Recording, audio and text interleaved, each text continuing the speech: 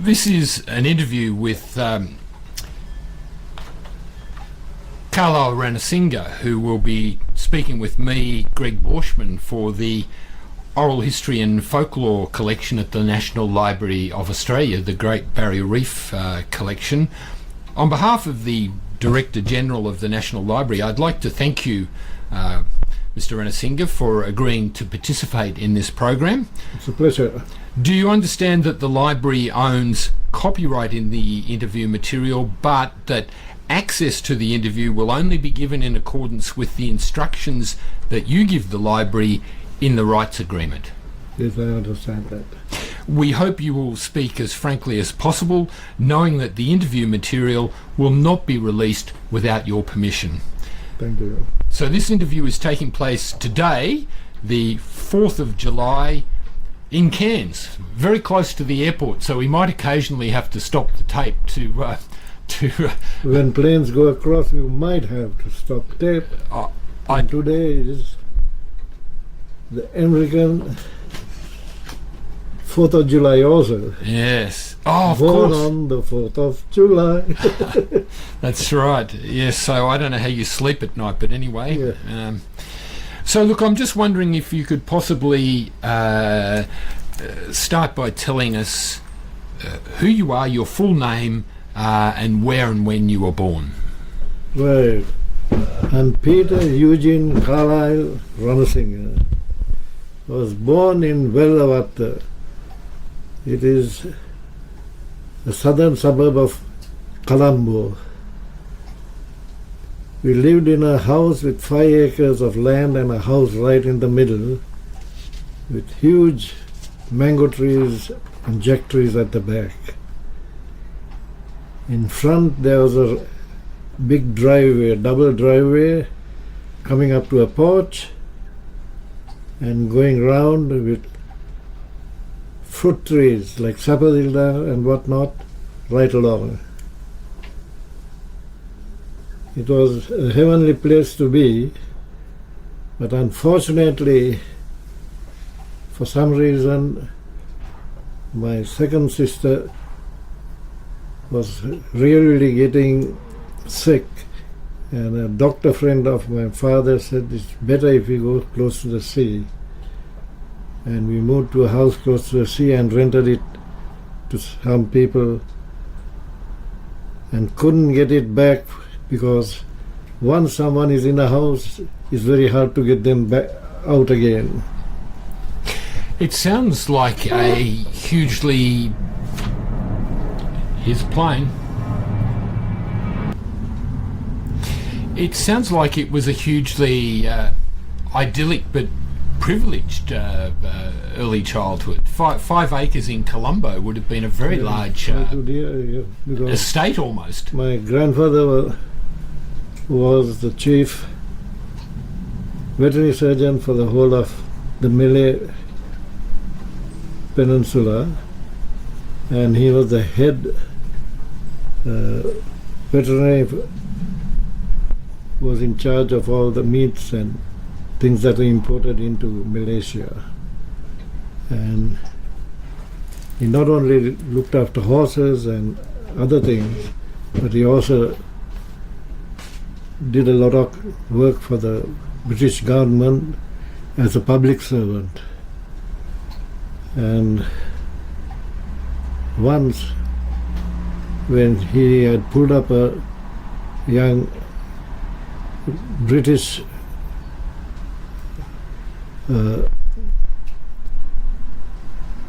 worker that worked in his office,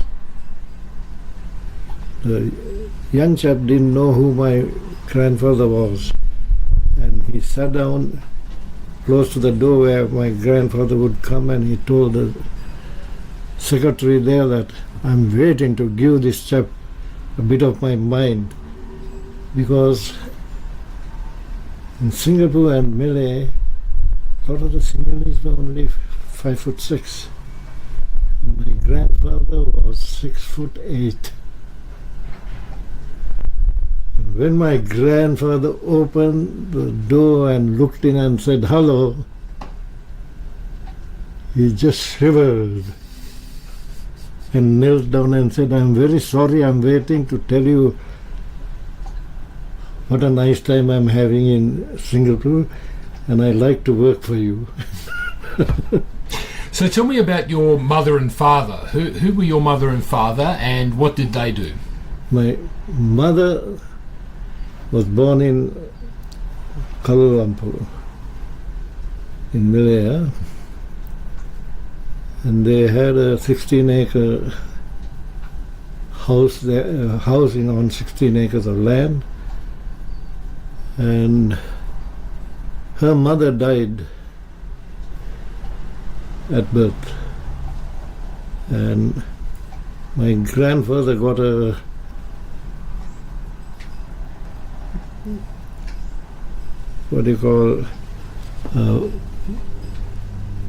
nursemaid from England to look after my mother, but at the same time she had a Malaysian woman who she called Amme that looked after her other needs like washing and doing her clothes and arranging her house and room and things like that. And from the way she talks, I think she liked that woman more than the English woman that came to look after her.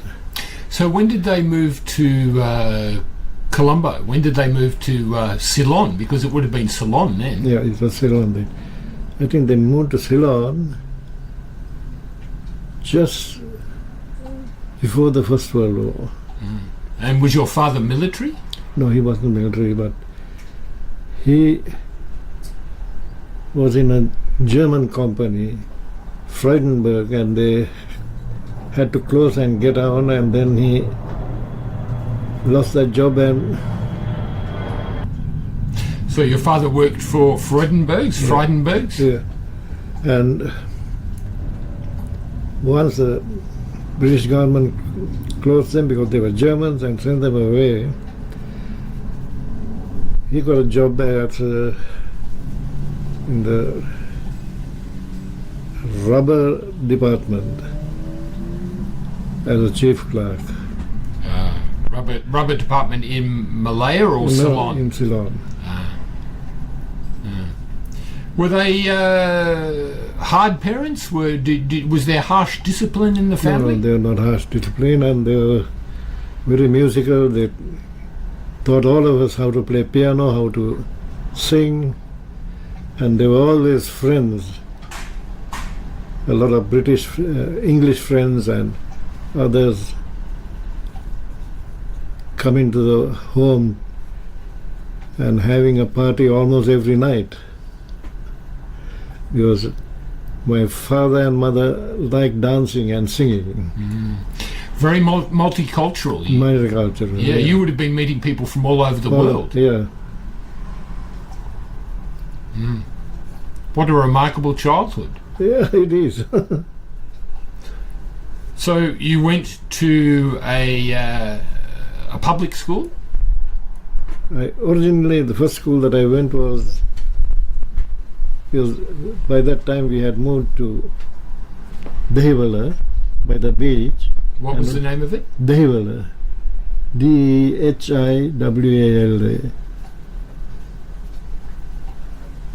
By the beach? Yeah, by the beach, down Inisham Road. Isham Road? Inisham Road. Down Inisham Road. How do I spell Isham? I-N-E, Inisham. And close to the beach, did that mean that you spent a childhood at the beach? Almost at the beach, and we went for a walk to the beach almost every day. Huh? Collected pippies.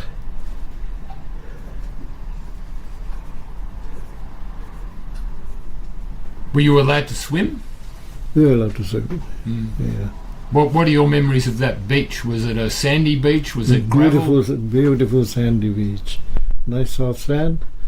And during the southwest monsoon, when the wind was coming from the southwest, we didn't go there because the waves are too big.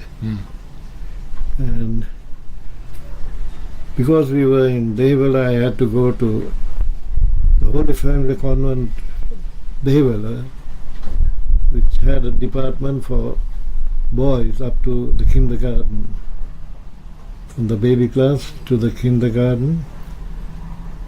And once we passed the kindergarten, we were sent to St. Peter's College in Bambalapitiya. St. Peter's College in where? Bambalapitiya, B-A-M-B-A-L-A-P-I-T-I-Y-A.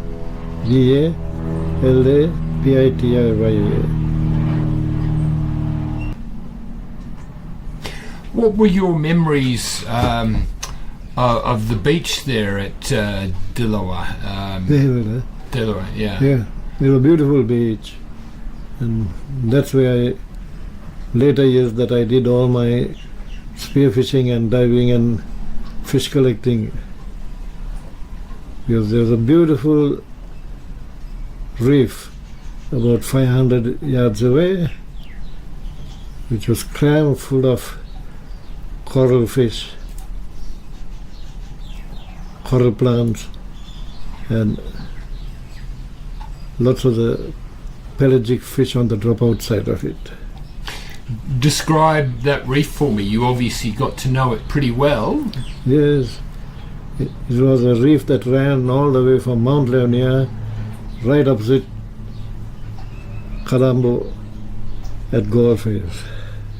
That's a big reef. Yeah.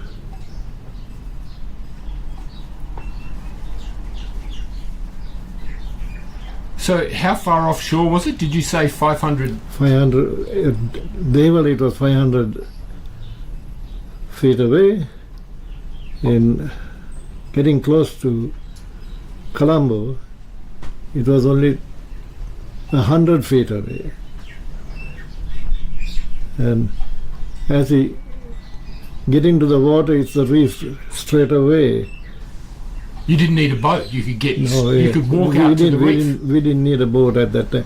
All we needed is, if we needed anything at all, we used to get a whole tube for car and then float it to carry whatever things we are carrying, or put any fish into a basket in there.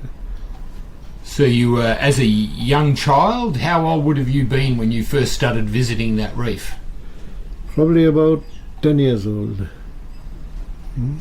Still lots of fish? Still lots of fish, yeah. Would you go fishing for the family to catch fish to eat? First, it was mainly for fishing for the family. Yeah. Not collecting any live fish for export or anything, just only collecting lobsters and edible fish. What sort of fish? There's a fairly common fish called a borulu, B-O-L-R-U-W. It was a type of horse mackerel, and they were in shoals, and they used to swim right up to us. And at that time we were only using hand spears. And we wait till they came up to the length of the hand spear and would spear them right over the shoulder and pin them down to the sand. And once they stopped struggling, we would bring them up and put them on a string. Describe those hand spears, because it sounds to me like they were handmade. It sounds like you made them. We made it. How would you make a hand spear? You would get a long iron bar and heat it up with charcoal and a blower, and when it became red hot, we used to beat it to get a nice point, and then crack the head slightly and get a shoulder sticking out. And that was the first spear that we used to have. What sort of steel was it? What sort of barb? Just any metal that we could get on the fence or any place. Very often it was a very fine gate post. And with that we were able to get plenty of fish. We were satisfied with that. Till later, we started getting swim fins and goggles and got more into it, and used to shoot a lot of fish and sell it to the fishermongers in town. Before we get there, those hand spears that you had, Yeah. they didn't have a rubber sling on them. No, no, You no. literally used to just throw them. Yeah, not throw them, spear them. Spear them, yeah. Okay, so the fish had to be very close. Yeah, very close. They came very close then because they didn't know this funny little thing that was swimming towards them. So they came to, Curious. yeah. Had those reefs had a history of exploitation, or did, No, they were never exploited before like that. so you were there at the beginning? start, very beginning, yeah. Why hadn't people been fishing Yeah. or exploiting them? Because the fishermen in Ceylon were frightened to get into the water. They thought if they got into the water, a shark would take them. So they never got in or let any of their children even get in. So why did your mother and father let you get into the water? They didn't. I and a number of friends, we were mad on spearfishing because we had another older gentleman who was an expert at it and who was breeding fish. And we used to go and buy fish for our fish tanks and then came to know him. And then he showed us how to make a spear and showed us where to go looking for fish. First it was in the close shores by the shore. Then later we started going right onto the reef and there were heaps of fish there. And the fish was that easy that in no time we got the bag we wanted and came back. What was the name of this old gentleman? He was at the Carlyle. What is his name now? And his partner was Conway. How long was this reef? Was it 5 kilometres, 10 kilometres, 20 kilometres? No, it wasn't very broad. No, but it obviously went north-south, so it was long. North south it was long that way, Yeah. but across it was about half a kilometre. But north-south, how long was the actual reef? From Mount Lanier to Colombo, 20 kilometres? about 30 kilometres. Yeah. You were... This was boys' own annual stuff. Yeah. You know, this is a famous 5 childhood. Did you have friends who you went Yeah, with? we had a lot of friends. That's how we used to get into the water. And there was a time that early days when we didn't get any fish, some of them were a bit worried that we were not going to be good spear fishermen till one day I went with 3 friends and speared 3 big fish, one for each, and came back, and then everyone said, we can do better than you. How old would have you been that day? Probably about 12, 13. We had Sorry, those planes keep on coming. So you were 12 or 13, you had to make... our own goggles and we made them with sardine tins and a cut tube.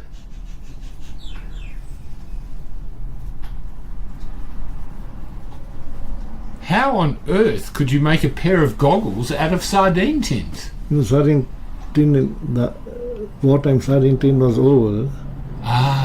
We cut it and put a glass on it and pasted it with I'm going to ask you that question again. How on earth did you make goggles out of a sardine tin? those wartime sardine tins were oval. So we cut a big hole in it, leaving about quarter-inch right round and put the glass on the outside where the pressure would blow it inwards, and sealed it with hot tar and waited till the tar dried and set, and then put the rubber round it and two flaps and a buckle, and buckled it at the back. And how did it seal to your face? Did you have... Yeah, because of the rubber it sealed well. Ah, so you had rubber around the edge of the can. Yeah. You would have got pretty good at that. Ah. You could have made a manufacturing business, or did every boy make his own? Yeah, every boy made his own. Huh? Were yours the best? Yeah, there were a few of us who were doing it together. We were a bit over everything. Huh? Did your mother and father know what you were doing? No, they didn't know. They hadn't a clue, because when I was doing my school leaving certificate, I was answering a subject, science subject, which I was very good at, while all other boys had left the exam hall and gone down to the beach and were swimming. And a boy by the name of Rudolph de Silva was trying to... We had a raft right at the bottom of the road by the beach. He was trying to swim up to the raft and got carried away by a slight current. And instead of trying to swim ashore, he was trying to swim up to the raft, and he got tired, and these boys came on their bicycles and called me out of the exam and said, "Rudolph is drowning, come and save him." I said, "I'm answering a test paper." He said, "If you answer the test paper, he's going to be dead soon. Jump on the bike." I sat on the handlebar of the bike, and they rode fast down. Where they were riding, I was taking my shirt out and my shorts out and my pants. I swam, and as I got into the water, I could see him. It was a nice clear water day that day. I could see him sinking and going down to the bottom. And then I got him and pulled him up to the raft, which was very close, and that current wasn't that bad. And there are a number of people from the King Ross Life-Saving Club on it. I knew that there will be someone who will be able to give artificial respiration. I got up, and they helped me to get him on the raft. And I turned him on his back and made him vomit, and I told one of the boys there, "Now you've been here for a long time, you know how to give artificial respiration. Quickly give him artificial respiration, or he'll die." He said, "What is that? We never heard of it." And after I have been swimming that hard, I was panting. With all the panting, I had to keep on giving artificial respiration for 45 minutes before he started breathing on his own. And by that time,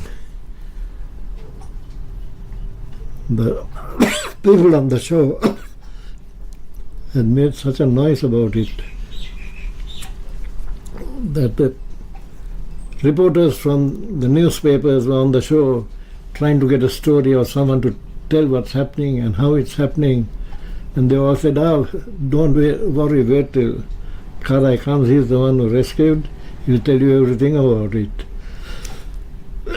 And I knew this was going to happen. When Rudolph was all right and he was able to be taken ashore, I sent him back with other boys, and I said, "I'll quietly swim back to the railway station and bring your cycles and come and pick me up by the railway station. Don't forget to bring my shoes and my clothes." Because you didn't want your parents to read about it in the newspaper. Yeah. So anyway, it happened, and he went there. I think I did a good job, and in about 2 hours time he came back to school again. Extraordinary.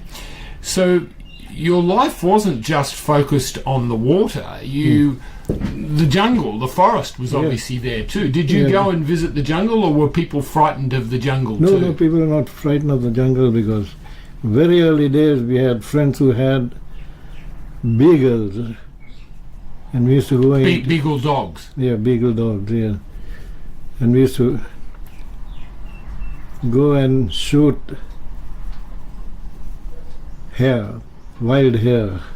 Yes. There are a lot of them all over some of the bush areas. And there were certain areas that we knew where there were bunds. We used to go on the bunds and shoot duck and teal. So shooting rabbit, wild hare, a 22? No. What sort of gun? 12-bore shotguns, the small pellets. 12-bore shotguns. With SG pellets, SGV, small game pellets. So how old would have you been when you first started using a gun? We were about 12 years old. Who taught you? We taught ourselves, with friends.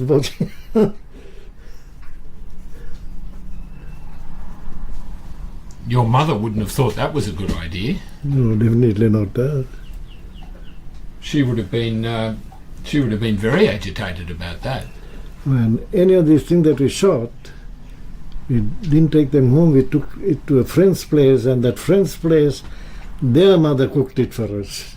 So your mother had no idea? No, they didn't have idea. And especially the first time we got a big octopus, and we brought it. We took it to a friend's house and cooked it. Hillary Gunaratna's house, and cooked it in a beautiful pan. And Atokarale told us, get a green pawpaw and cut it into bits and put it with the octopus. It makes the octopus meat tender. And put a lot of tomatoes, onions, and boil it well. And we had a beautiful tasty curry.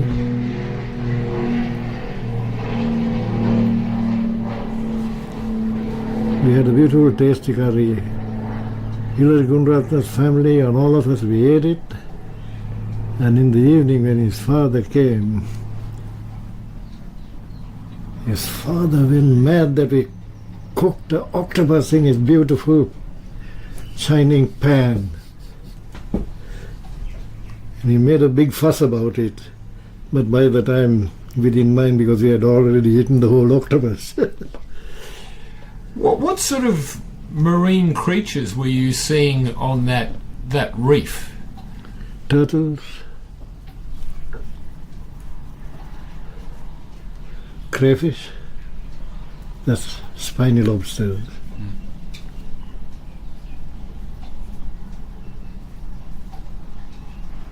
Sharks?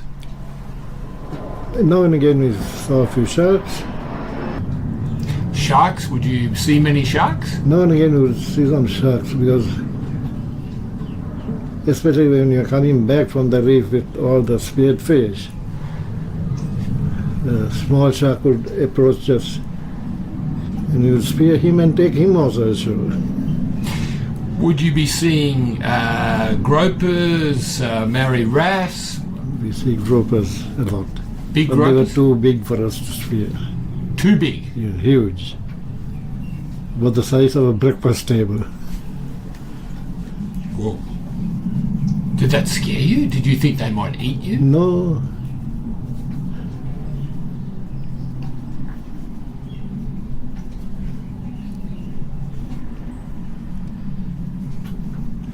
And what sort of pelagic fish? Queenfish, a lot of it.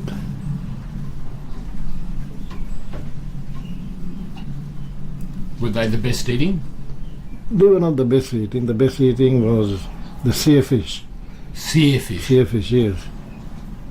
S-W-E-R, fish.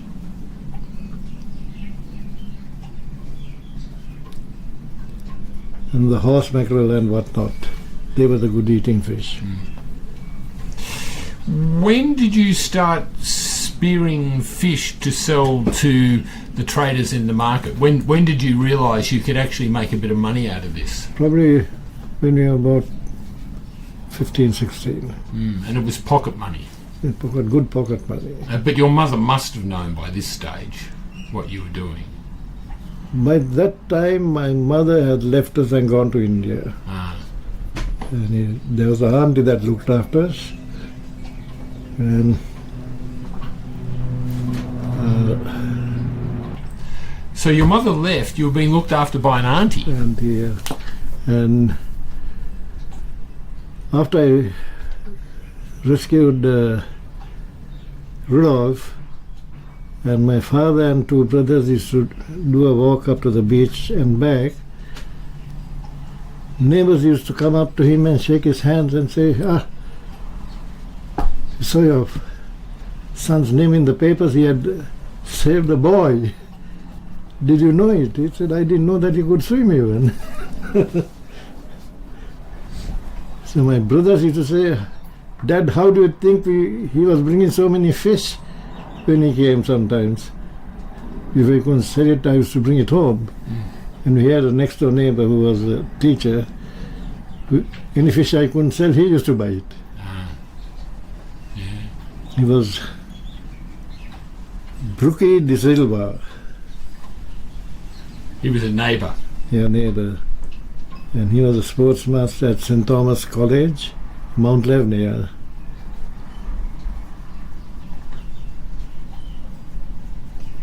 So when you're getting close to finishing high school, do you think that you're going to go on to university? Do you think you're going to be a big game hunter? Do you think you're going to be a spear fisherman, a commercial fisherman? What are you thinking you're going to do with your life?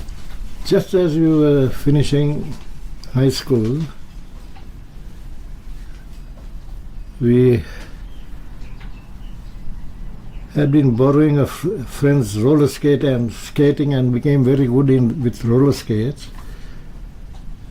And I lent the roller skates to another friend of ours who lived next to St. Peter's College, Malcolm Gursing.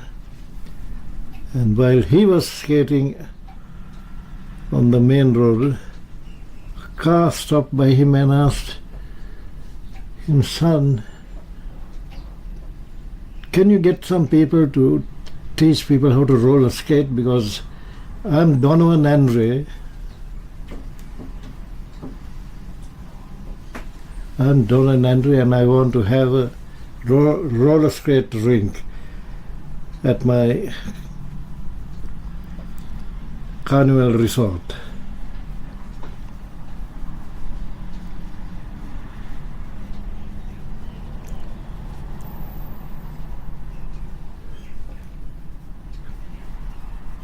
So you thought that might be a job? It was a job. A labourer was paid, I think, $15 a day. Good money. We were paid $15 an hour. Ooh. From 6 till 12 at night every day. Sunday, Monday, Tuesday, and a little long on Saturday. Oh.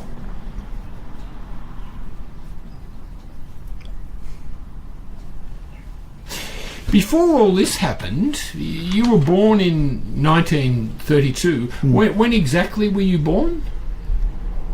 December 4th. December the 4th, Yeah. 1932. 32, yeah. And what is your full name? Peter Eugene Carlyle Ranasinghe.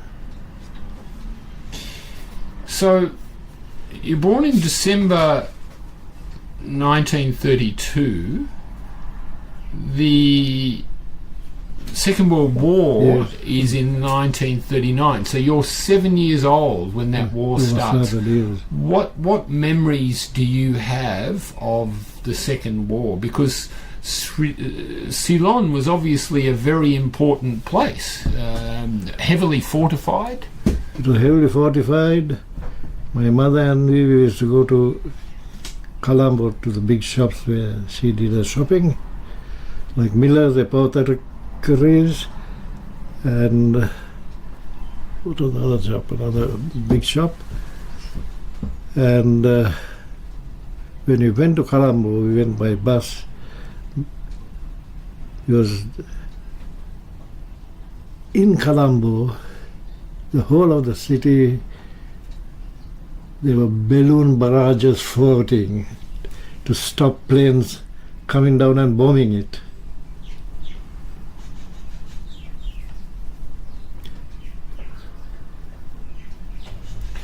Did that scare you as a child, or did you just think it was all looked something, exciting? very exciting. We were here.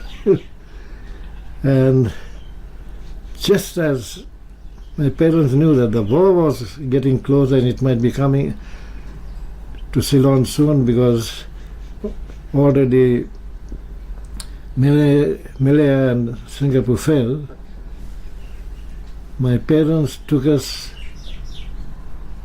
to a place in the hills past Kandy called Varnagama. It was like a hillside retreat.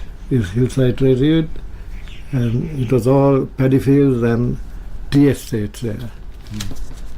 And that's where we spent our...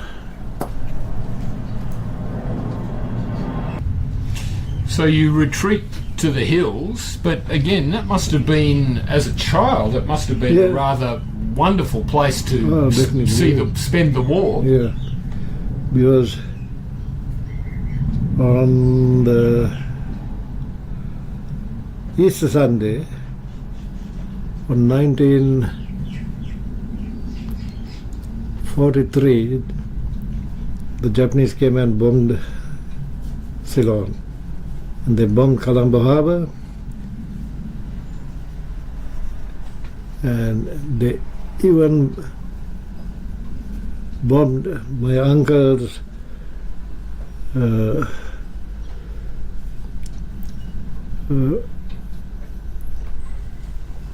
mental asylum that was with a big red cross on it, and his house with a big red cross. They even bombed the two of them because they thought that this was a British trick to have secret things and keep a red cross on top so that they wouldn't bomb. And my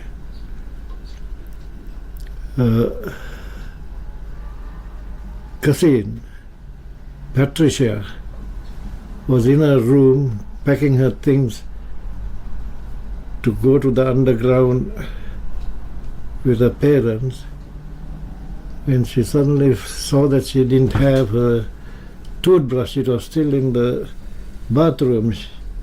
She ran to the bathroom to get it. Before she came back, her room was missing. It had blown away by a bomb. Oh, very lucky. Yeah. Very lucky. Did your hill estate get bombed, or No. did you see the Japanese planes? We didn't see any planes there in the hills. Because all the fighting was done in Trincomalee, along the coast, Batticaloa, and in Colombo, and a little bit in Gaul.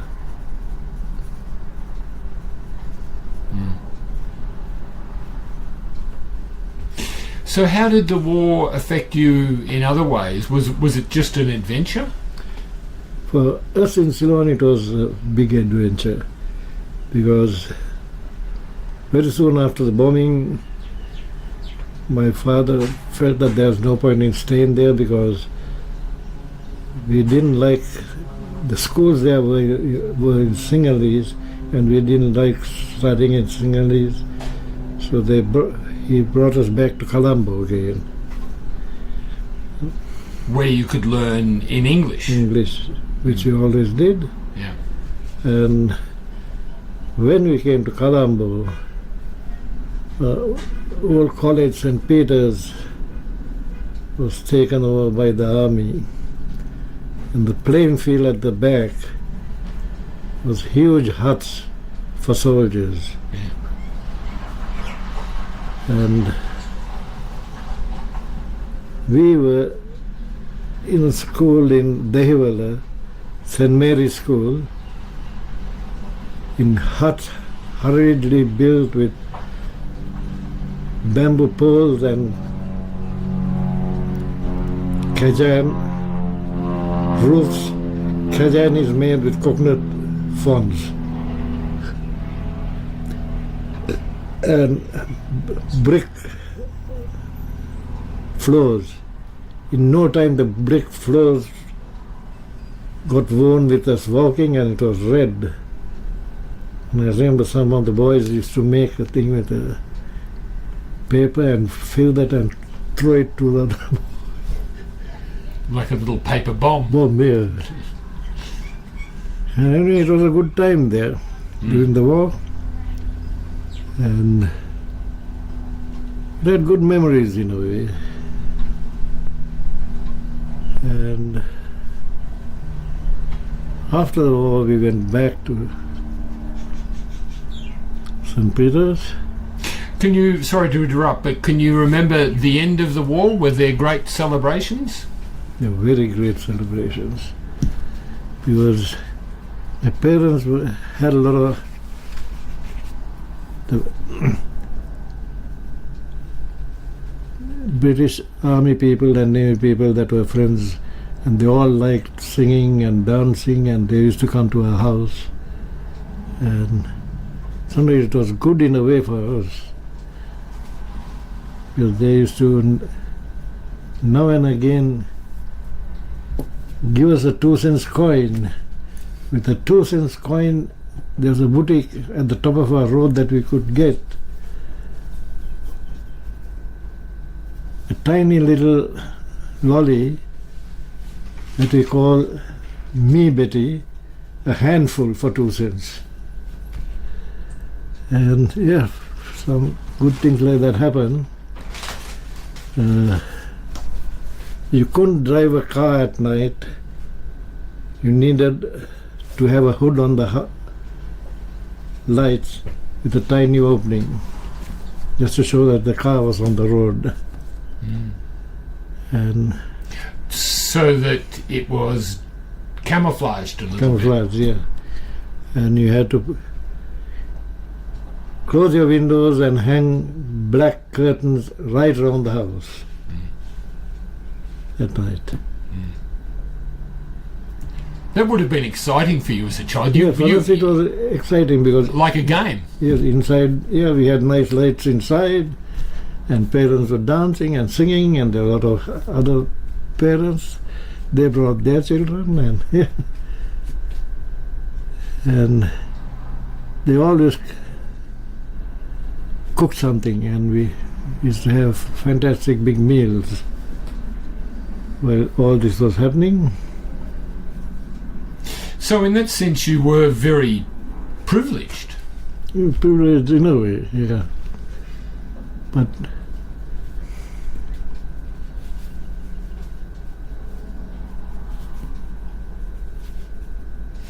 You were also a Boy Scout. Why did you become a Boy Scout? Did your father encourage you? Did you want to become a Boy Scout? I did. Why? Joined the crowd that threw stones out of a train, and the police got us. And the next day my father got me by the ear and took me up to the scout troop and said, "This is where you be, not with those boys." And then I became a scout. Well, that was good fortune for you. Yeah. What do you remember about the Scouts? Well, it was good. We learned a lot of things. We went on hikes, we went on camps, and as a scout there were a number of badges you had to get to become a King Scout. Did you become a King Scout? I became a King Scout. Tell me about those hikes and camps. Where would you go? What sort of equipment would you take? Very often it was just walking. And we would take a beer can for boiling water, and pans and a lot of flour and things to make pancakes, eggs to make omelets, whatnot. And sometimes we would take a nice big chunk of meat or fish. You weren't hunting on those? No, we were never hunting on those trips. We went there and just practiced the things that we had to do, cooking and all that type of thing to get more badges. And hiking, for hiking we got a badge. Getting a badge for hiking, you must have been very proud. Yes. And for building a fire we got a badge. For cooking we got a badge. How many badges did you finish up with? I think we probably had to get 22 badges to be a King Scout. One was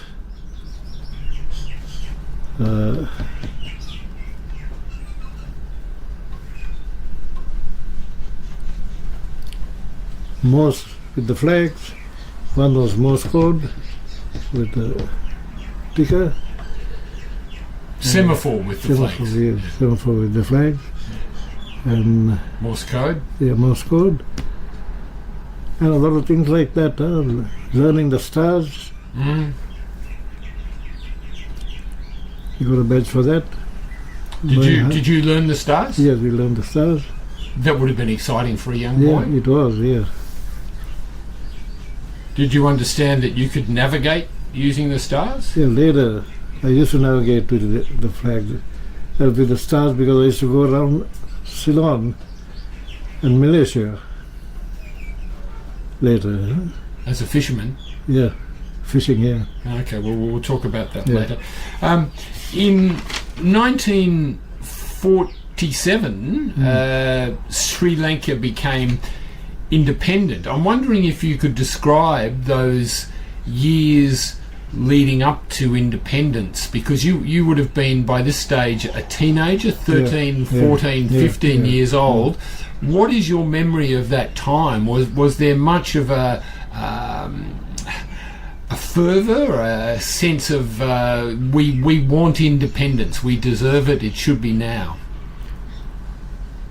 The people like Sir John in that book, and a lot of father's friends, that book there.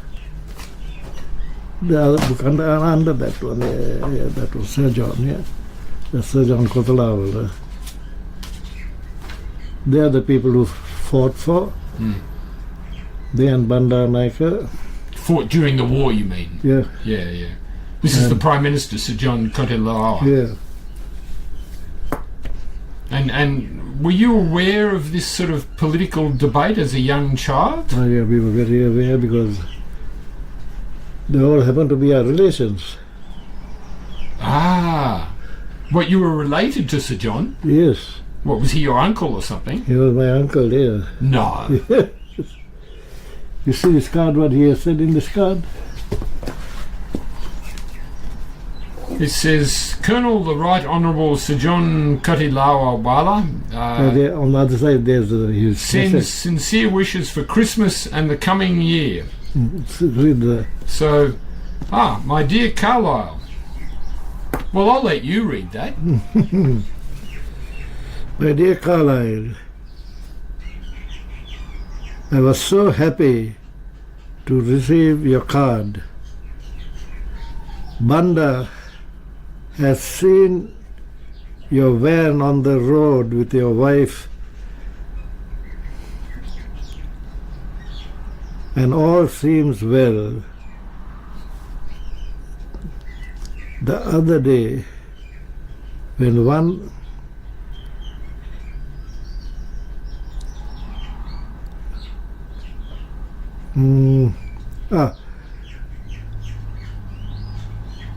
when one day they're going to join you, if they need any help, please ask them to contact me. We miss you. Write and let me know before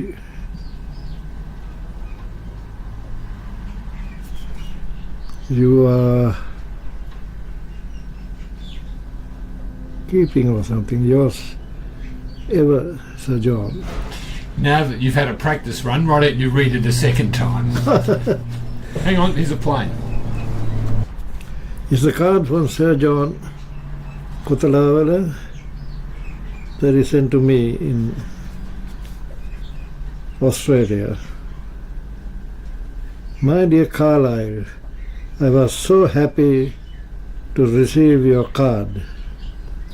Banda has seen your van on the road the other day.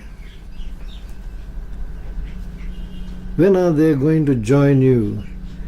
If they need any help, please ask them to contact me. We miss you.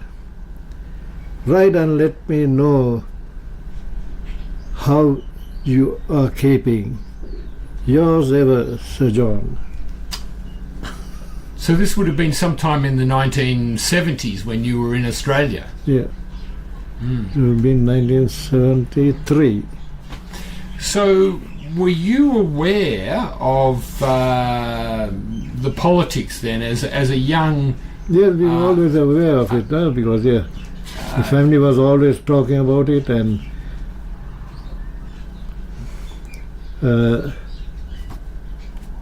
how we got the British to come to Ceylon, that we got rid of the king and we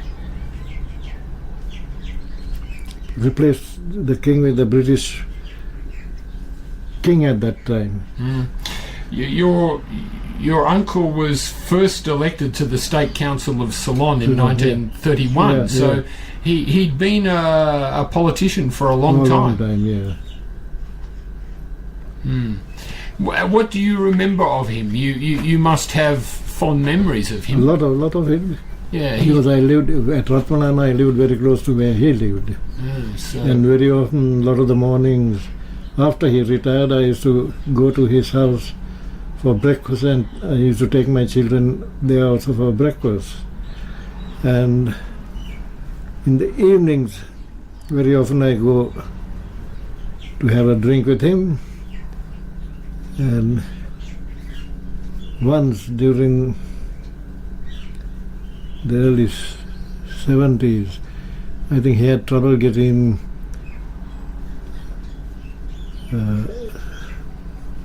good gin from England. He mentioned it to me, and I was very friendly with the Italian ambassador, and I told this to him, and he got a crate with 1 ton of gin bottles. from Australia, From England, Italy. yeah. From England. English gin, and delivered it to Sir John. Oh dear. What sort of man was he? He was your uncle, but how did you know him personally? Was he kind? Was he gentle? He was very kind and gentle man. I think one of the reasons that he liked me a lot was once when he lost his prime ministership, he went to England and brought a 29-acre farm in Kent, and he brought his banker and his neighbor from Kent, and we went down to Hickadworth, which is south of Ceylon. And after breakfast, I told Sir John I'll go and spear some fish for lunch, and before we go to the jungle, we'll get the rest housekeeper to cook some of the fish for us to take it all the way to the jungle. And when I swam up to the rocks outside Hickory and speared a few fish, and I was swimming back, this other friend of Sir John's who came got into the water with me, and he was still swimming, and he was waving at the people, and they were waving back. And I came up to him and asked, "What's wrong? They're all waving at you." "I'm not waving at them. I'm asking them to help me. I can't swim anymore. I'm tired." I held him by his shoulder and I said, "Just stand up. You're only in 4 foot of water." So Sir John thinks that I saved him, otherwise he would have drowned. And after that he wouldn't go anywhere without me.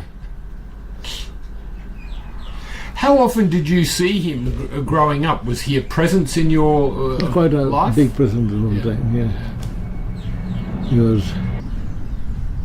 How often would you see him in your life? Was he a big presence in your life? Quite a big presence, because I used to look after his fish and ponds and whatnot, and go there regularly, at least 3 times a week. So he had live fish in ponds in the garden? Ponds and big fish tanks with giant gouramis. Is that where you first got to enjoy working with aquariums and ponds? No, it's with Carlyle, who was breeding fish and selling it to schoolboy.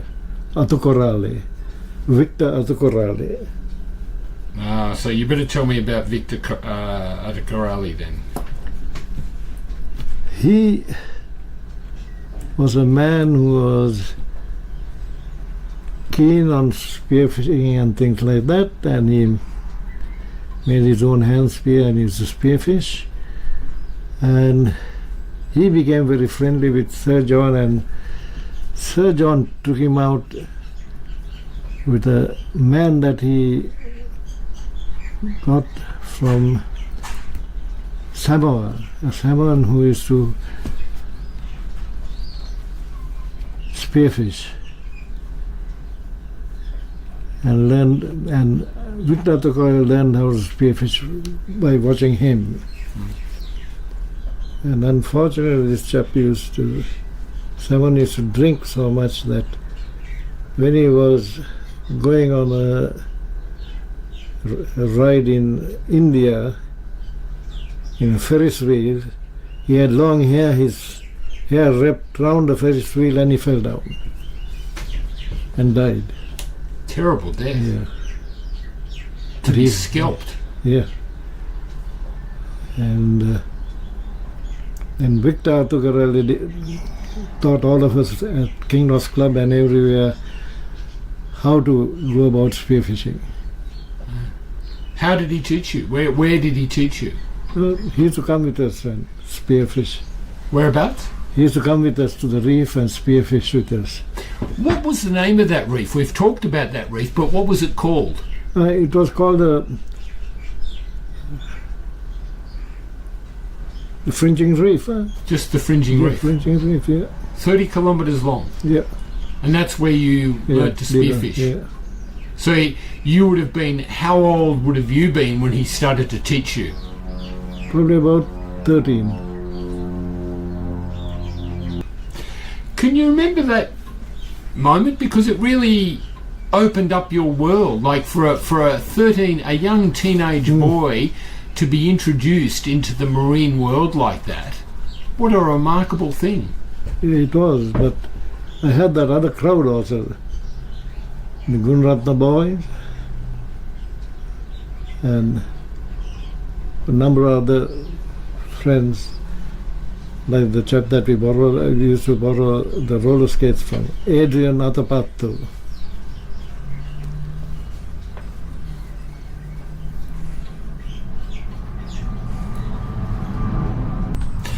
So how important was Victor Carlyle in your life? How often did you see him, or was he only significant at that time in your life because he taught you how to spearfish? No, we used to buy aquarium fish from him. Assamese fighters and platies, gouramis, guppies, everything we bought from him. What were those species again? Siamese fighters, gouramis, swordtails, guppies, platies, jewels.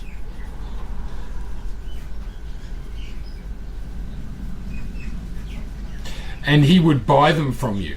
No, he used to sell it to us. Ah. And also teach us how to breed. Oh, so these were for your tanks at home? Yeah. So your parents had a tank? No, my mother bought a big tank for me. Ah, how old were you? Probably about 12. Huh? 12. And you said to her, Mum, I want a tank. I want a fish tank. No, she saw me having a small tank and some fish. She said, I know where there's a big tank and I know they're not using it. They were the people that were renting our house in Wellavata. Oh, during the war? Yes. And they gave it to her for 1 month's rent, which was only $25. And it was a 6-foot tank, and I was able to breed a lot of fish in it. And then I learned how to make fish tanks myself and made a few more fish tanks for myself and bred fighters and whatnot. So Victor was the local agent who you were buying fish from? Yes. At that stage you weren't getting them off the reef? No, we are not getting it off the reef. Ah, so you... Later he's the one who showed us how to collect the fish off the reef as well. And do you know where he was getting them from? Yes. He was exchanging them for fish from Ceylon, like rosy barbs, ninger barbs, and different water plants and water plant yams from a ship that was going with a German captain to Singapore and back, and he used to bring a lot of the fish from all over the world, and he would exchange his fish for that and also get money for a lot of the fish that he gave him. So in that sense, he was a trader. He was supplying some fish from Ceylon, but also buying fish via Singapore. Him, yeah. So he was a trader. He was a tropical fish trader. Trader, yes. Yeah. Can you remember that first little tank that you had? Can you describe that for me? Where did you get it from, and what did you have in it? We had Pleiades and mollies. Because the chap who used to breed a lot of mollies lived very close to where we lived in Dehiwala. And for 25 cents he would give us a net full of fish. And at that time we were not using any aerators to enrich the oxygen in the tanks and circulate the... So how did you get oxygen into the water? The fish were always on the surface gasping. That's when my mother saw that she bought this big tank from me. And then later we learned that if you have an aerator you can keep a lot more fish. Yes. So there were no commercial aerators. People didn't understand you had to keep the water oxygenated. No, there were commercial aerators. Huh? But you didn't have one. I didn't have one. You didn't understand that. Yeah, we didn't know that till we were getting a lot of fish. You were killing them. Yeah. They were dying. Yeah. So you built your own aerator, I bet. No, we were able to buy fairly cheap aerators for about $5-6. And that all came from millers and apothecaries and this other shopman that was also very important. I can't remember its name. And when did you start collecting yourself? Obviously you became a collector and you were also fishing yourself. So did you do both, or did one come first? Were you fishing first and then I collecting? was fishing first. Fishing first. So describe for me fishing. What made you decide to go fishing? And were you using lines or were you spear No, fishing? spear fishing, yes. Spear Yeah, fishing, so- no lines. And so this was to earn some money. I earned a lot of money. I always had big heaps of money in my pocket. Because the local fish market fellow used to come to the show and buy straight offers.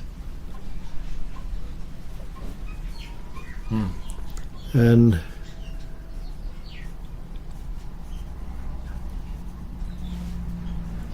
yeah, with that money we used to do a lot of things, buy what we wanted. And then later, one of the young chaps that I was teaching how to spearfish introduced me to a gentleman by the name of Dhanapala Veerasekara.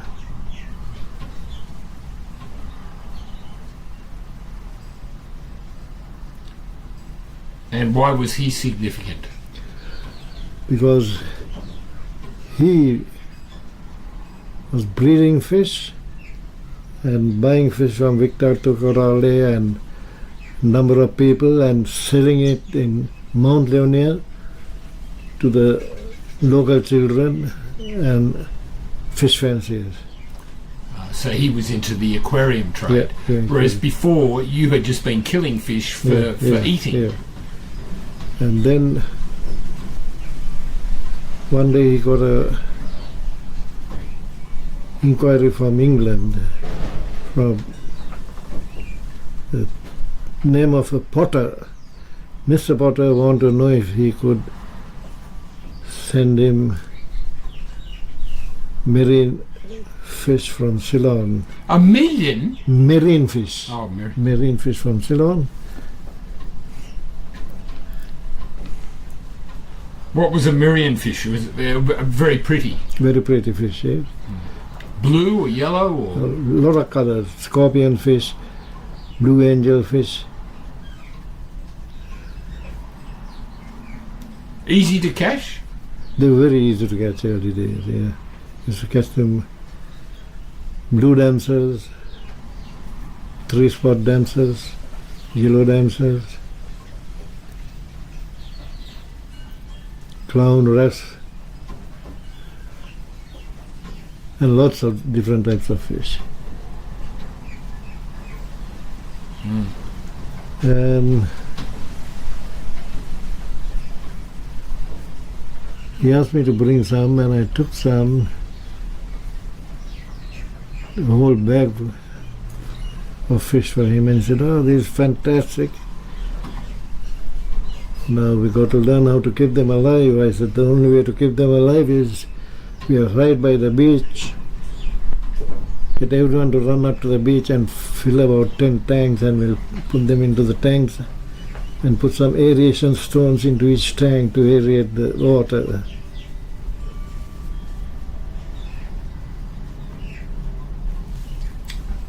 How did you do that? Who owned the tanks? Did you own the tanks or did he own? He owned the tank. Yeah. So he asked you to start collecting for him. Yeah. Which you did. Yeah. Then we had these tanks going, and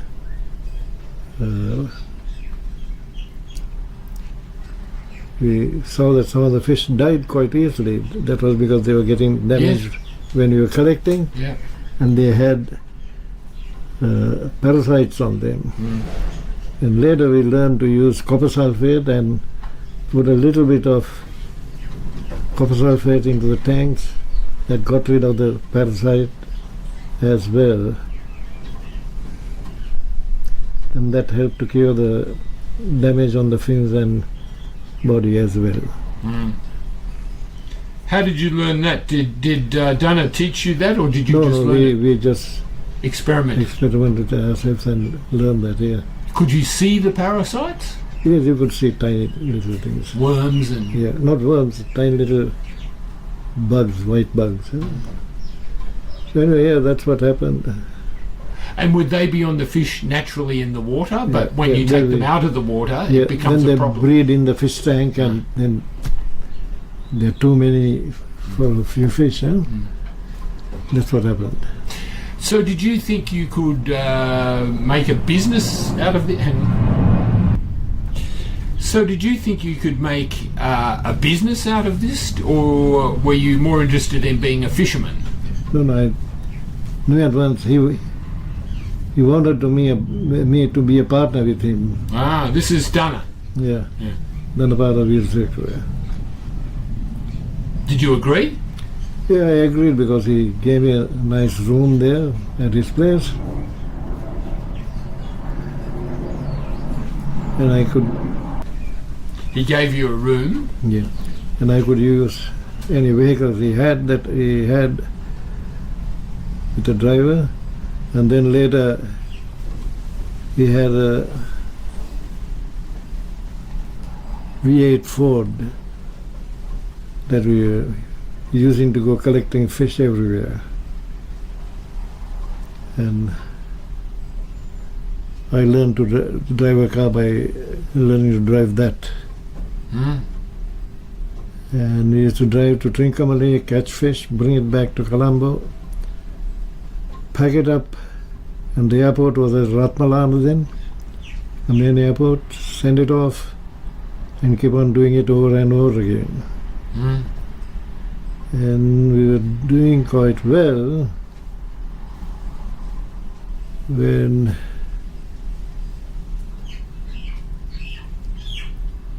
in about 1955 I had to break off from him and go and join another company called Lumbini Aquarium at Mount Lavinia. That was also doing export of fish in a big way. So when you were working with Dana, that was at Ratmalana? Ratmalana. Yeah. No, that was Mount Lavinia. Mount Lavinia. Beach Road, Mount Lavinia. Mount Lavinia, Yeah, Beach Road, Mount Lavinia. Yeah. So same area. Yeah. Just south of Colombo. Yeah. So by this stage, you're in your early 20s. In 1955, you're 23 years old. You're a strapping young man. You're obviously earning quite good money from this. Do you think you're going to be doing it for the rest of your life? Mr. Muscle Beach. You're what? Mr. Muscle Beach. Mr. Muscle Beach. Mr. Western Province. Mr. Ceylon. No, you weren't Mr. Ceylon. Yeah. Now you must tell me that story. How did you become Mr. Muscle Beach? By going with friends to a gym in Mount Lavinia called Palmer's Gym.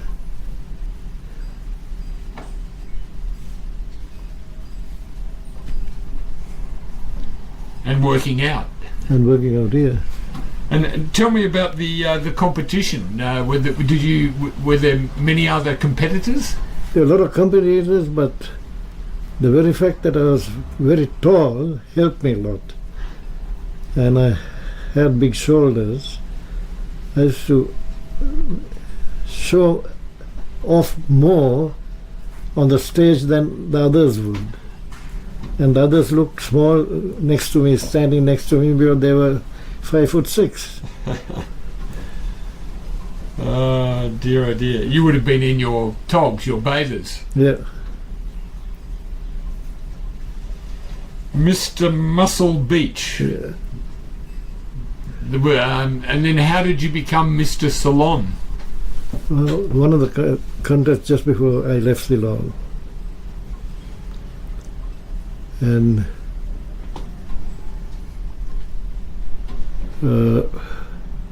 with all that, we didn't go mad like most of the other people did. Some of them developed too much. They had big forearms and big biceps or something. We just had a equally big body everywhere. And I think my body would have looked for a young boy, a bit terrible, because one of my friends, his young brother, his father also was a bodybuilder. I used to go to their place and exercise. He used to call me monster.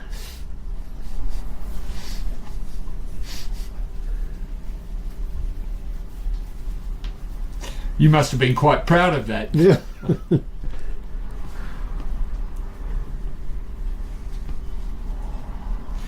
What year were you Mr. Ceylon? When was that competition? In 1955. You would have been quite a ladies' man. Ah, yes. A lot. And also spearfishing, I was winning all the spearfishing contests as well. Well, we better talk about the spearfishing competitions. How did that start? How did you get involved? Because you were national champion for 12 years. Yeah. How did you get into those competitions? We had a club called the Reef Club that had this spearfishing contest. And the Reef Club was at Rathmallana? No. Was in Colombo 4. Colombo 4. And there would be an annual sort of spearfishing competition? Yeah, annual spearfishing competition. And how many competitors? We had about 20, 25. And what were the rules? Did you have a certain amount of time to catch the biggest fish? How did the competition work? Started at 8 in the morning and finished off at 6. And during that time of the year that we did that, which was a summer, it was very good sunlight at that time.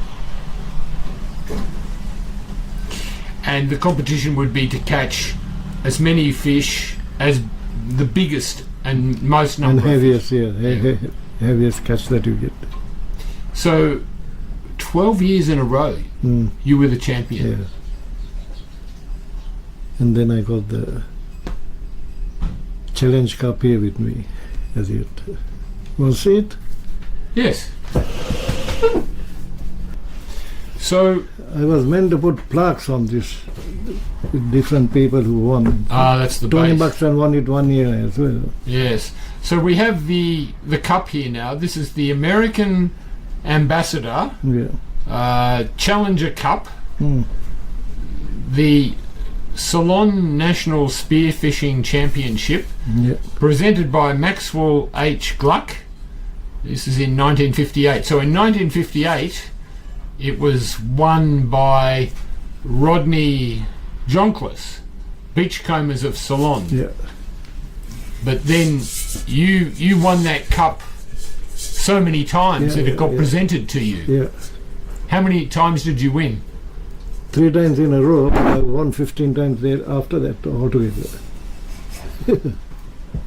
Everything I got it, and the last one I missed it by half a pound. You won it 3 times in a row and 15 times altogether. Yeah. And because you won it more than 3 times, you were given the cup. Up here. Just give this also a wipe. Well, yeah. What do you wipe it with? Yeah. So what sort of fish were you catching, and how big were they? We were getting things like big barramundi. Big barramundi? Yeah. How big? 30 pounds? 40 pounds? 60. Whoa! Yeah. Big females with egg and all, they weigh 60 pounds. Whoa. So barramundi, what else? There's another fish similar to a barramundi that was schooling. That was the ones you found at school, you could shoot a lot of them. What were they called? Just offhand, I can't remember what they were called. And of course, a lot of queenfish. Yes. Parrotfish. Yes.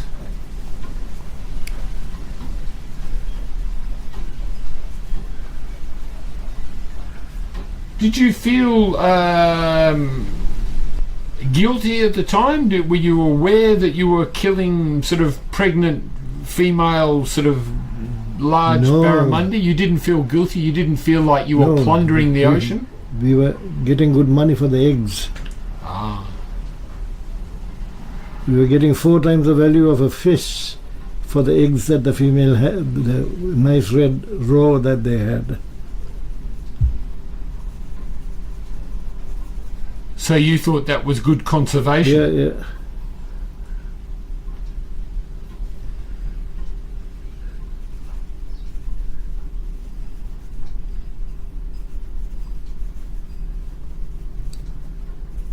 At that stage, we were not conservation minded.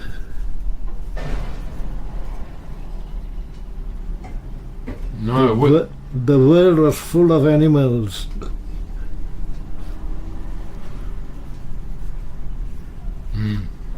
Big wild animals. Yeah, wild animals, fish, whatnot, for people to enjoy. Tell me about the leopards, because you used to hunt deer and leopards, didn't you? When we went to the jungle, the main thing was to shoot a leopard, because you get the leopard skin with the head mounted, and then you had it as a carpet or you had it on the wall. So everyone wanted a leopard. So any of my friends who wanted a leopard, like Tony Buxton, I took him and he got him a leopard. And Tony Buxton was a writer and a he diver. was my partner. Yeah, he was my partner in a business. Yeah. So he was born in Sri Ceylon, Lanka, in Ceylon in 1931. Yeah. But he was he did many things in his life. He was a he pioneered the commercial dive industry. But he lived in the French Riviera and Rome and Ceylon and all parts of the Asia and Pacific. So he was your friend, Tony Buxton. Yeah. And what business did you run with him? So we were exporting water plants, freshwater fish, and marine fish all over the world. Did he provide the finance? He was running a company with Rodney Jongless that became a failure. And that company was owned by his father's Vavassiers. And because they were not making money, Vavassiers wanted to close it. And Tony got in touch with me and said, with your knowledge and me being able to get this, we should be able to do a good business, because you know more than what Rodney did. Because Rodney was a zookeeper and he didn't know too much about collecting the fish. But Rodney was a very good diver and a very good spear fisherman. And he was also a very good collector later. And we were all very good friends right along. And when Tony and I were running it, we did quite well. We were making a lot of money. And we ended up buying a big boat, because FAO expert who was teaching the fishermen modern day fishing in Ceylon found that the fishermen didn't want to do what he was trying to teach them. He said, he'll give us the nets and whatever we need if we buy a boat. So we got a boat made. Tony and I owned half. Sorry, how big? 32 foot. And the nets were specifically for collecting for the aquarium trade? No, this was for Fishing? yeah, Commercial fishing? yeah. The Icelandic expert was teaching us how to use gill nets. Icelandic? Yeah, He was from Iceland? yeah, Iceland. Ilugasan, his name was.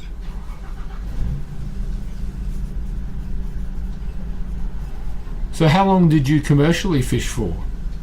Probably about 3 or 4 years. Huh? And At the same time, we were doing the other fish as well. Huh? the aquarium trade? You're because doing both? Yeah, one of us was in the boat, while other was doing the exports, and we kept on changing like that.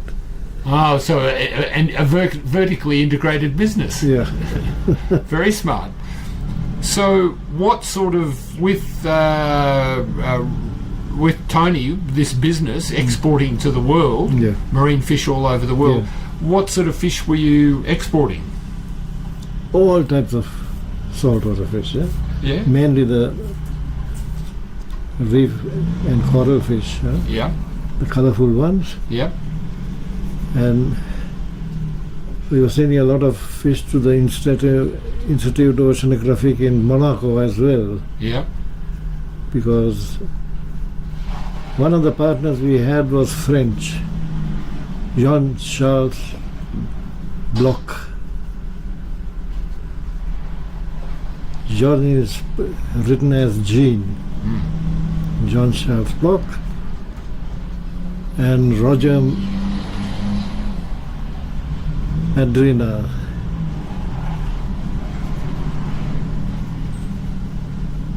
So exporting over the world, all over the world, what sort of volumes were you exporting? Were you exporting a couple of dozen fish a week? Were you exporting hundreds, thousands? We're probably getting about 4,000 or 5,000 pounds a month. Of live fish? Yeah. Not LB pounds, but pounds in England. Pounds worth a month. Oh, pounds as in money? Money, yeah. Yeah, 4,000 to 5,000 pounds Pounds sterling per month. in month, yeah. So you were paid in English pounds? Yeah. We quoted in English pounds. Ah. Because we quoted in English pounds, we got paid that value even when we send it to America or Japan or China. See, the American dollar wasn't king then, like it is now. No, it wasn't here. Sterling was king. Yeah, king. Yeah. And of course you were a colony, or it had been a colony. Yeah. Yeah. Yes. Till the end of the war, we were using pounds for everything. Yeah. Would that have operation, like 4,000 to 5,000 pounds per month, English sterling pounds per month, that's a very big operation. Would have you been one of the main exporters at that time globally? Yeah, we became one of the main exporters because we were sending it to Singapore and all the major places. There wouldn't have been too many other big shows. No. Because you were organised, you had the skills, but you also had the resource, those tropical reefs. There wouldn't have been too many other operations with all of those things combining. No. So life was a dream.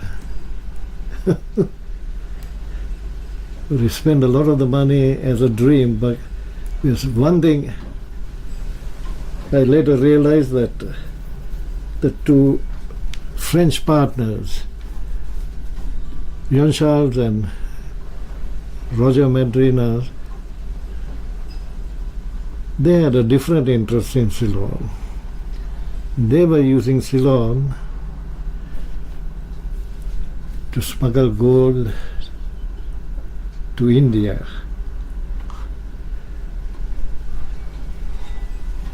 So the business was laundering that money for them. But they were getting all that money, yeah? And they They used to give us a car, Peugeot 404. And I used to go and clear it. And you didn't know it had gold in it? No. And the very next day they would thank me and things like that. And they said, I want to go and see some friends in India and get some stones cut. Can I take your driveway and take the car to India? I said, yeah, take it. You had given it to me. Take it. Just go to India and come back. So the gold came from South Africa? I don't know where it came from. It probably came from Antwerp or some place like that where gold was piling in. And that's what they were doing. But Tony and I didn't realize it till the very first left-hand drive Peugeot that they gave us, Peugeot 203. The bottom, the back of the station wagon got rusty and the fuel tank got rusty. And when I got a mechanic to replace the back bottom and the fuel tank, the mechanic was surprised. So there's only half a fuel tank, the other half is just a platform with nothing on it. The platform was to put their gold bars on. Then only we knew that they have been doing this right along.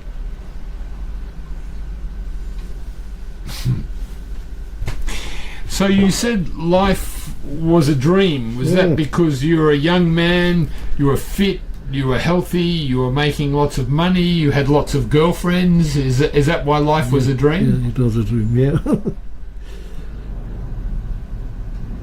Every day we went to a nightclub. Every day was a dream. Why? Every day when we were in Colombo, we went to a nightclub and spent the night there.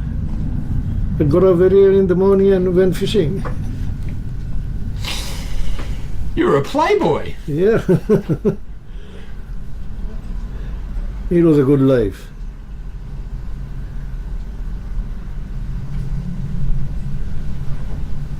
And yeah, so that was life, huh? What did your parents think? Were they worried that you didn't have a proper job, or that you were too much of a playboy? No, they were not worried. They knew that. I knew what I was doing and I was doing it well.